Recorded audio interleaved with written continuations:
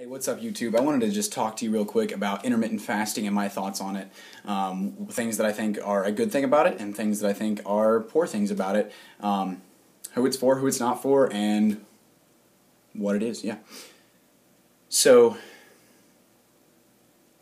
intermittent fasting, I've tried it myself and I kind of liked it, but there are some serious flaws that I see with it, and honestly, a lot of the stuff that I'm going to say in this video is going to be things that I think logically, and I suppose that you would call it bro science, because I haven't done studies to back it up, to prove that I'm exactly correct on them, and I don't even have studies to back it up, but I think if you follow the logic that I present to you, a lot of it's going to make sense, and you'll probably agree with it, and if not, great, tell me why.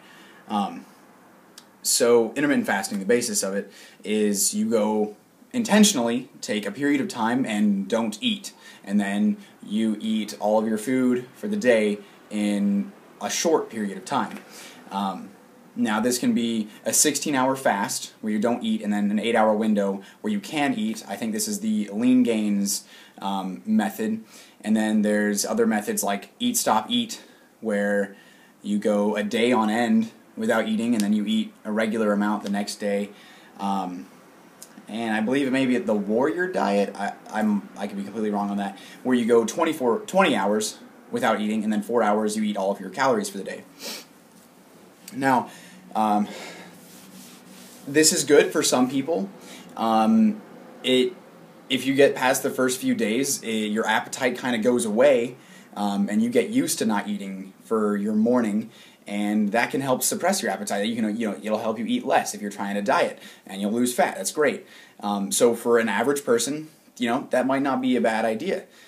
But the big problem that I see with it, and here's where we go with my logic, my bro science, whatever, is if you go through a time in your day where you would normally be anabolic, let's say in the morning, where you could possibly be building muscle, but you haven't eaten anything, therefore you don't have any proteins or amino acids in your system, you don't have these readily available for your body to absorb and turn into muscle.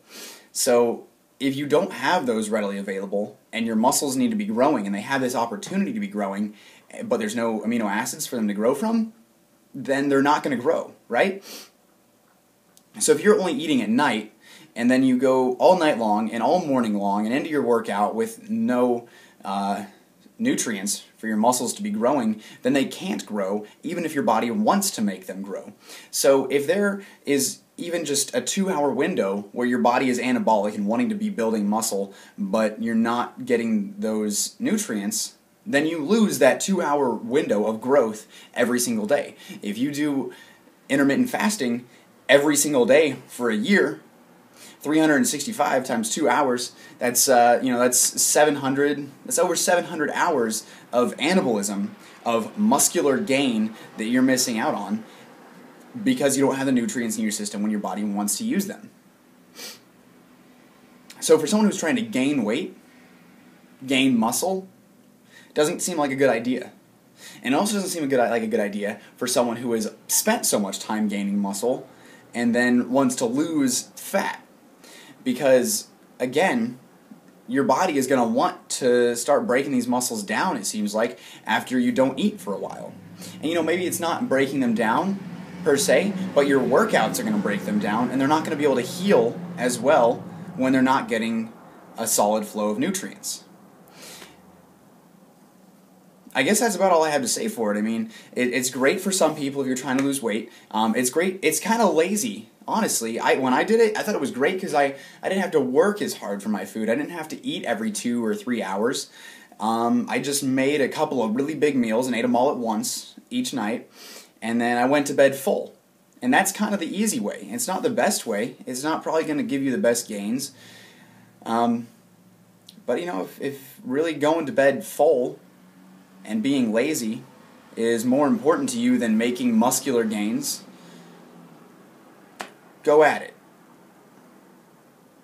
But if you really want to be serious about your bodybuilding, your life transformation, your mass gains, your strength gains, I would recommend going back to the tried and true, the tested meals every 2 or 3 hours. I mean, it's got the most proponents, the most people supporting it, and you've got the greats, the old bodybuilders that support it. Ronnie Coleman, massive dude. Do you think he does intermittent fasting? No. I mean, not saying that just because Ronnie Coleman does it, you should do it.